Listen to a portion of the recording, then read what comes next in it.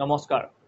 প্ৰধানমন্ত্ৰী ডাঙৰীয়াই জনসাধাৰণক এটা অনুৰোধ কৰিছে। অনুৰোধটো হ'ল যে গোল্ড মানে সোণ, পেট্ৰল, গেছ, বিদেশৰ ভ্ৰমণ সেই বস্তুখিনি অলপ কমাবলৈ দিছে। এইটো এটা অনুৰোধ প্ৰধানমন্ত্ৰী ডাঙৰীয়াৰ। কিন্তু জনসাধাৰণৰ সেই অনুৰোধ মানিবনে?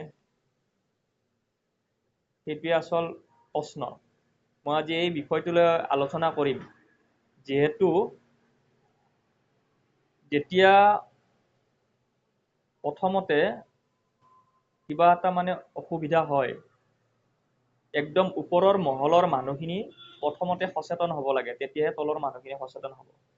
প্ৰধানমন্ত্ৰী ডাঙৰীয়াই অনুৰোধ কৰিছে, ধন্যবাদ। প্ৰথমতে সকলো নেতা, মন্ত্ৰী, MLA যত যিমান লিডাৰ আছে তেওঁলোকে যিহেতু অতিৰিক্ত খৰচ কৰে, কিহৰ ওপৰত? কেৱল নিজৰ ওপৰত। সেইবিলাকৰ ওপৰত গুৰুত্ব দিলে বেছি ভাল। 1 নম্বৰ কথা। এতিয়া 2 নম্বৰ কথাটো হ'ল যে পেট্ৰল, গেছৰ বাৰু নিয়মটো অলপ ঠিকে আছে। গেছৰ কমেও 25-26 দিনৰ ভিতৰত বুকিং হৈ যায়। পেট্ৰলৰ কথালৈ মই আজি আলোচনা কৰিম। পেট্ৰলৰ আপুনি যদি জনসাধাৰণক কয় বা চৰকাৰে যদি জনসাধাৰণক কয় যে পেট্ৰল বচাই চলাব লাগে, জনসাধাৰণে চলিব জানো? জনসাধাৰণে তেনেকৈ চলিব জানো? নচলে। কিয় নচলে? উদাহৰণ এটা মই দিওঁ।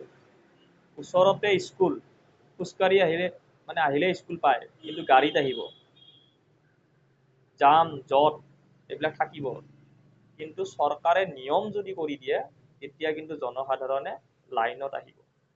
জনসাধাৰণৰ এই নিয়ম কৰিবৰ কাৰণে কি ব্যৱস্থা ল'ব চৰকাৰে? চৰকাৰৰ হাতত তেনেকুৱা কিবা সূত্ৰ আছে নেকি? ফৰ্মুলা আছে নেকি? নাই। ফৰ্মুলাটো মই কৈ দিওঁ, ভালকে শুনক আৰু আপোনালোকে সেই ফৰ্মুলাটো ব্যৱহাৰ কৰক। ভাৰতত যিমান পেট্ৰল পাম্প আছে সকলোতে স্কেনাৰ ব্যৱহাৰ কৰক। যেনেকৈ আমাৰ কৰোণা হওঁতে আমি কপালত এটা মেচিন লৈ আমি টেম্পাৰেচাৰ জুখিছিলোঁ, তেনেকৈ গাড়ী যেতিয়া পেট্ৰল ল'ব যাব, তেতিয়া সেই গাড়ীখনক স্কেন কৰা হ'ব। তেওঁ আজি পেট্ৰল ভৰালে নহয়, আজি আৰু কোনো ডিপুত তেওঁ পেট্ৰল নাপায়। ঠিক আছে। এতিয়া এই নিয়মটো যদি অনা যায়, তেতিয়াহ'লে জনসাধাৰণৰ কিছু অসুবিধা হ'ব। কিন্তু এটা নিয়ম দিব লাগিব কি, যে এই দুচকীয়া গাড়ীত দুচকীয়া গাড়ীত ইমান টকাৰ পেট্ৰল ডেইলি পাব, সদায় পাব। 4 চকীয়াত ইমান পাব, 3 চকীয়াত ইমান পাব। এটা নিয়ম লিমিট বান্ধি দি তেওঁলোকে স্কেনাৰ ব্যৱহাৰ কৰি যাতে কতো যাতে আৰু গণ্ডগোল নহয়। কিছুমান মানুহ এনেকুৱা আছে, ইয়াতে যদি আপুনি পেট্ৰলটো ভৰায়, আকৌ বেলেগ এটা পেট্ৰল ডিপুত পেট্ৰল তেওঁলোকে ভৰাব। এই টেংকিৰ পৰা পাইপেদি পেট্ৰলটো ওলাই কিনে আকৌ ঘৰত জমা ৰাখি তেওঁলোকে আকৌ কি কৰে? পেট্ৰলটো আকৌ ভৰায়, হয় নহয়? গতিকে চৰকাৰে নিয়ম আনিব লাগিব, ভাল নিয়ম। তেতিয়াহে পেট্ৰল বাচিব। পেট্ৰল কেৱল মুখেদি বাচাম বুলি ক'লে নহ'ব। ল'ৰা ছোৱালীক স্কুলত থওঁতে বা অফিচত যাওঁতে নিয়ম নীতিসমূহ যদি আপোনাৰ হেৰি হয়, ভালকে চলায়, নিশ্চয় পেট্ৰল বাচিব। নিয়মটো ভাল লাগিব, কঠোৰ নিয়ম হ'লে ভাল হ'ব। আপুনি কিমান পেট্ৰল দিব, কিমান নিদিব, এই বস্তুবিলাক গেছৰ দৰে। যেতিয়া আপুনি গাড়ীখন পেট্ৰল দি থাকোঁতে স্কেনাৰ কৰিলে, গোটেই এপ টাইপৰ হ'ব। স্কেনাৰ কৰাৰ লগে লগে যাতে আপোনাৰ গোটেই পেট্ৰল ডিপুবিলাকত যায়। তেওঁ যেতিয়া আকৌ বেলেগ ডিপু এটাত যোৱাৰ লগে লগে যাতে স্কেনাৰ কৰাৰ লগে লগে তেওঁক আগতে যদি বেলেগ ডিপুত যদি তেল লৈছিল, তেতিয়া তেওঁ তাতে ধৰা পৰিব যে আপুনি তেল নাপায়।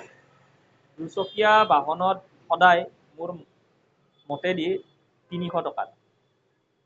প্ৰথমতে সকলো গাড়ীত প্ৰথমতে টেংকিবিলাক ফুল কৰি দিয়ক। ফুল কৰি দিয়াৰ পিছত এন্ট্ৰি হ'ব। এন্ট্ৰি হোৱাৰ লগে লগে তাৰপিছত আপোনালোকে কি কৰিব? এই নিয়মটো তাৰ পিছদিনাৰ পৰা ইছ্যু হৈ যাব। তেনেকৈ যদি আপোনালোকে অলপ নিয়ম বান্ধি দিয়া যায়, তেতিয়া কিন্তু পেট্ৰল বাচিব।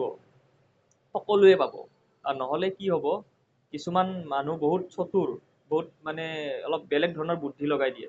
তেওঁলোকে কি কৰিব, মানে পেট্ৰলটো ভৰাই লয়তো, ভৰাই আকৌ ঘৰত গৈ পাইপেদি মানে ওলাই আকৌ মানে বটলত জমা কৰি থৈ দিয়ে। এই এটা মানুহৰ মানে চতুৰামি পূৰা আছে, পূৰা চতুৰ লিংগম বুলি কয় সিহঁতক। পূৰা জানা দেখা সিহঁতে, জমা কৰি মানে কি কৰিব ভগৱানে জানে। এতিয়া গেছটোও তেনেকুৱা কৰিছে, 25 দিন বা 26 দিনত বুকিং, বঢ়িয়া, ভাল কথা। গতিকে পেট্ৰল বচাব লগা হ'লে নিয়ম নীতিখিনি অলপ ভাল কৰিব লাগিব। ধন্যবাদ।